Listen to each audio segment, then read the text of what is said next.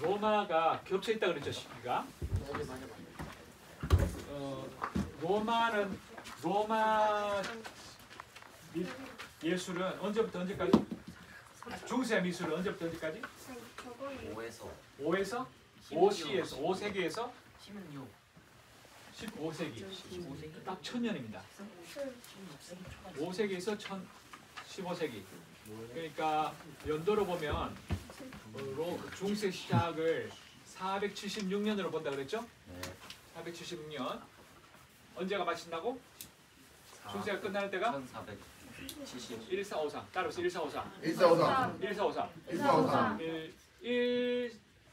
2가 없고 2 없이 3, 4, 5. 1, 2, 3, 4, 5. 1, 2, 3, 4, 5가 2 빼고 다 했습니다. 약간 순서가 바뀌어서 그렇지. 알겠죠? 중요합니다. 476은 5 빼고 4, 5, 6, 7. 그래서 그 안에 1, 2, 3, 4, 5, 6, 7이 다 했어. 2만 빼고. 자, 이 비잔틴 시기에는 로마 예술이 같이 들어있다 그랬죠? 로마네스. 네. 그리스 로마.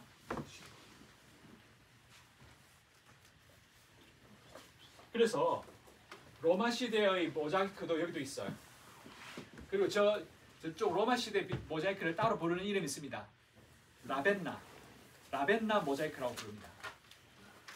로마 시대에 있는 모자이크를 라벤나 모자이크라고 부르고 이쪽은 비잔틴 로마 모자이크라고 부릅니다. 그리고 어떤 특징이 눈에 띄나요? 그 기독교 중심 예술을 많이 그렸어요. 네. 굉장히 강렬한 성화죠. 예수님이 많이 나오죠. 기독교가 로마 때 로마 때 핍박받다가 나중에 인정받죠. 몇 년에? 313년. 로마 기독교 공인. 그리고 국교로 되는 거는 360년인가 그래요. 한 90년인가 60년인가 그렇습니다. 그때 영향이 굉장히 강한 거죠. 또 어떤 특성이 눈에 띕니까? 몽골 분이 이거는 그거 나중에 얘기할게요. 이거는 딴 이야기라서. 자, 배경에 뭐가 되죠? 눈에 띕니까? 배경에 어떤 노래요. 색깔이 됩니까? 노래요. 노란색. 뭘로 그랬을 것 같아요? 맞습니다. 금치를. 자, 그럼 윤산이 발표해 주세요. 네. 아까 선생님이 말씀하셨던 것처럼 대부분 배경이 다 금칠이고요. 그리고 여기에 있는 분들의 대부분 이제 교회나 성당에서 사용하거나 아니 성당에 있는 것입니다. 그리고 아직까지 그림을 자세히 보시면은 원근법이 제대로 되고 있지 않습니다. 그래서 중세까지는 원근법이 제대로 되고 있지 않다는 것을 이제 보실 수가 있고요. 네, 그리고 자세히 보시면 인물 중에 여러 인물이 있어도 인물 중에 하나를 이제 확실하게 상징적으로 표현합니다. 대부분 작품에서. 네, 그리고 이제 살짝 명암도 자세하게 나와 있지가 않습니다. 네, 아주 잘했습니다. 이때는 일단 배경을 왜 황금색으로 했을까요? 일단 배경이 없어요. 배경이 다 뒤에 나무가 있다거나 하늘에 햇님이 있다든가 그렇지 않고 모두 다 한결같이 금칠로 되어 있어요. 왜 이랬을까요? 성스러워 보이기 위해서.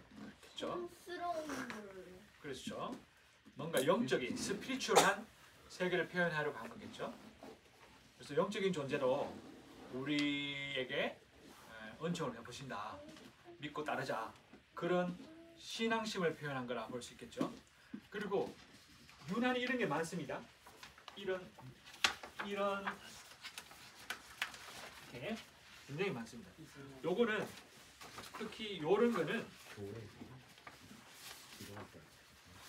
요거보다 더 간편하게 있는데 특히 이런 거는 딱 접어서 옮겨 다닐 수 있어요. 가정식 재단입니다. 요걸 뭐라고 그러냐면 재단화라 부릅니다. 재단화. 재단화가 굉장히 많아요. 그걸 재단화에 그려진 그림을 따로 일컫는 말이 아이콘. 우리가 쓴 아이콘이란 말 여기서 온 말입니다. ICON.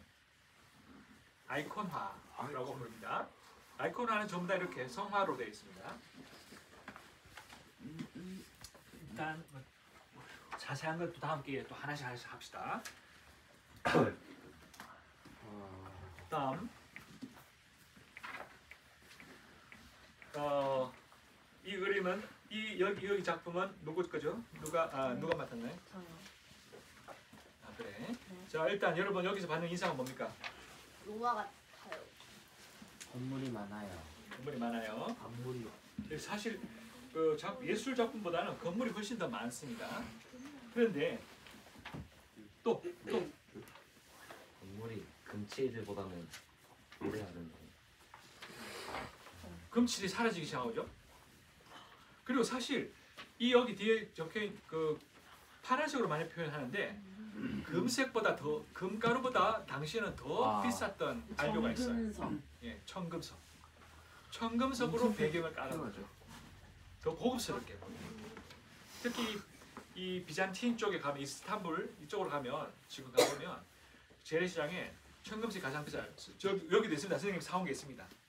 조그만하지만 조그만한 크기로 사왔긴 했지만 청금석으로 만듭니다. 이게는 특별한 지역에서만 하는 안료여서 굉장히 비쌌다고 해요.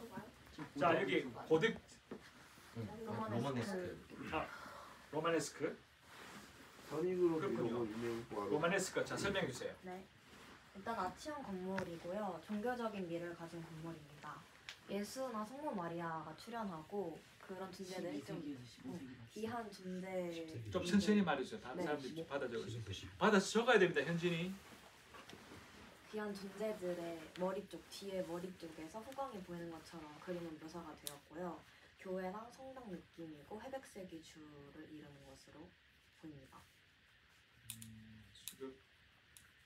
조금 더 천천히 말하면 적게 좋을 것 같아요. 조금 다시 다시 해볼까요? 해볼까요? 천천히 해서 일단은 아치형 건물입니다. 아치형 중요합니다. 아치형 둥글스름하단 말이죠.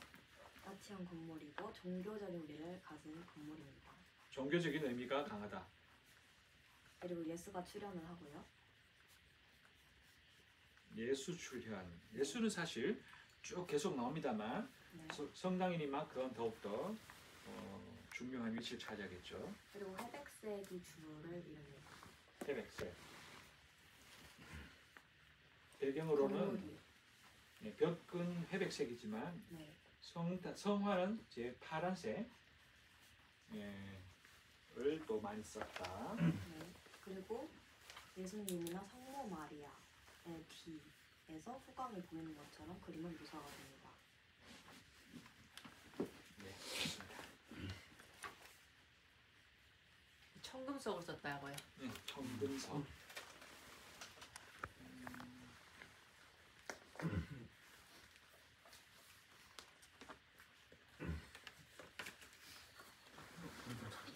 여기 일단 이 둥근 지붕, 이게 아치형, 이거 잘 기억해두세요. 그러니까 뾰족한 면이 없어요. 뾰족한 부분이 없고 둥그스름하다는 거 기억하세요. 요게 로마형, 로마네스크. 잘 여기 수도교, 하나 콜로세움.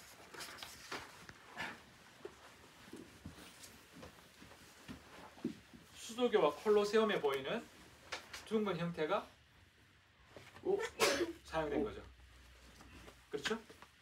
이게 로마네스크입니다. 로마네스크. 이게 로마네스크. 로마를 본딴 이런 뜻입니다. 다음. 이것도 같이 할까요? 설명. 지금 몇 시쯤 됐나요? 12시쯤 됐습니다. 됐네. 요거. 일단 고딕 같은 경우에는 잠깐만. 여러분 여기 관찰을 다른 사람들 같이 해봐요. 여기도 건축물입니다. 여기도 건축물이고. 근데 두드러지게 차이 나는 게 눈에 띕니까?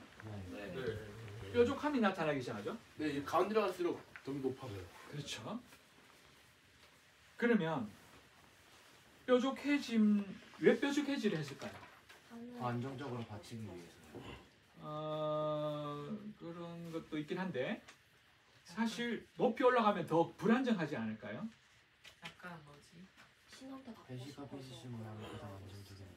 가까워지고 싶어. 하늘에 좀 더 가까워지고 싶어요. 하늘 높이 다다르고 싶어하는 신앙심의 한 표현이고 아, 또 약간 종교 위험. 종교 위 여기 고딕 성당에 들어가 보면 굉장히 웅장하고 12에서 12. 압도당하는. 압도당하는 느낌이 듭니다. 천정이 워낙 높으니까 어? 여기다 그림까지 그려져 있으니까 마치 신께서 내려다 보시는 듯한 그런 압도되는 감정을 갖게 되겠죠. 근데 이 고딕 건물과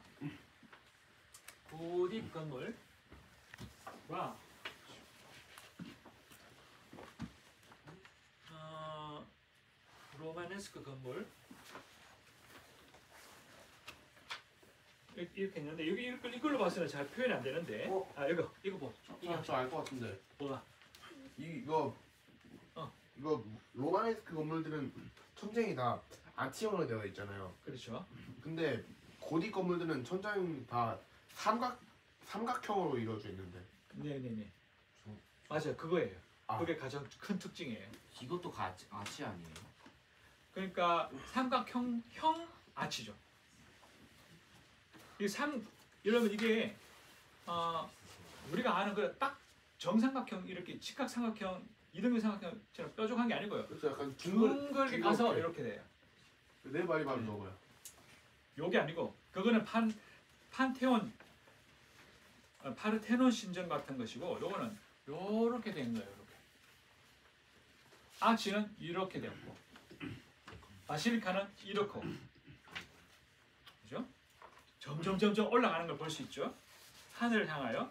그런데 여기 가장 눈에 띄는 게 또 뭡니까? 창문 창문이죠. 그러니까 얘는 벽이 두꺼워졌어요. 두꺼운데 이거 벽을 얇게 할 수가 있었어요. 무슨 벽을 얇게 하려면 그 옆에 어디 갔어? 조금 전에 내가 치웠던 여기 있네. 옆에 이걸 받쳐야 돼요.